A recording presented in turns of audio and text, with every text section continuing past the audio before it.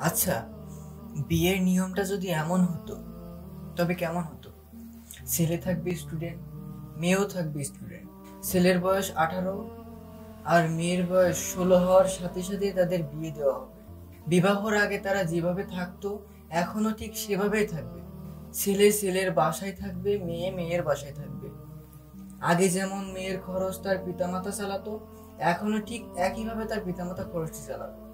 সম্ভব হলে ছেলে অথবা ছেলের পরিবার তার কিছুটা দায়িত্ব নিবে। মধ্যখান দিয়ে একটি হালাল সম্পর্ক তৈরি হবে।